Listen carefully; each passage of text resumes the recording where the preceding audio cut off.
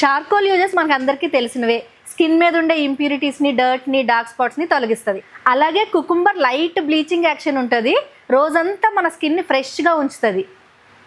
ఈ సమ్మర్కి మనం స్పెషల్గా ఈ చార్కోల్ అండ్ కుకుంబర్తో సోప్ తయారు చేయబోతున్నాం.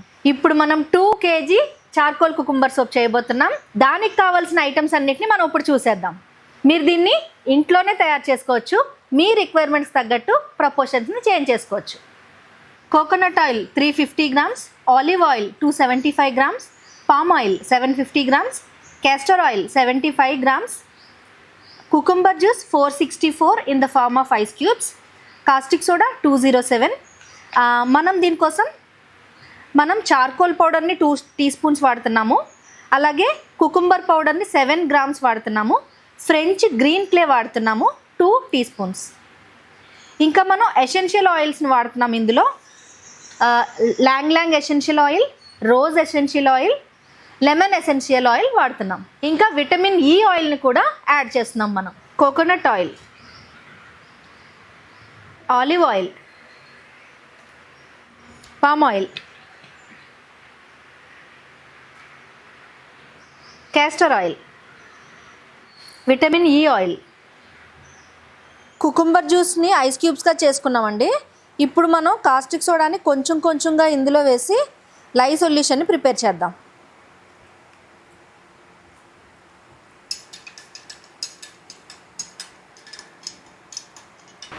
ఫ్రెంచ్ గ్రీన్ క్లేలో మనము కుకుంబర్ జ్యూస్ వేసి మిక్స్ చేసుకుందాం. ఇప్పుడు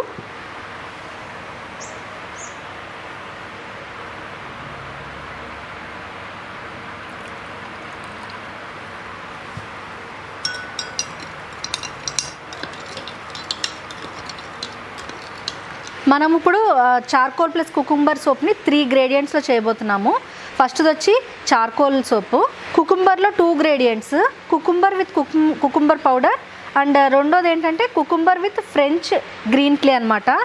మనం జనరల్గా కలర్స్ కోసము ఎటువంటి పిగ్మెంట్స్ యాడ్ చేయమండి. ఓన్లీ విత్ న్యాచురల్ ఇంగ్రీడియంట్స్లోనే మనం ట్రై చేస్తాము. మనం యూజ్ చేస్తున్న ఫ్రెంచ్ గ్రీన్ క్లే మనకు ఒక మంచి గ్రీన్ కలర్ని ఇస్తుందండి. సో అది డార్క్ టోన్ కోసం వాడుతున్నాము.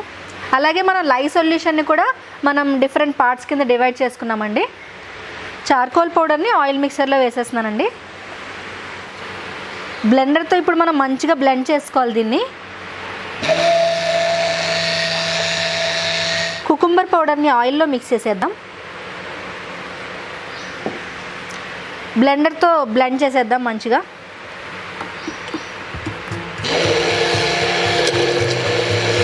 ఫ్రెంచ్ గ్రీన్ క్లేని ఆయిల్లో మిక్స్ చేసేద్దాం.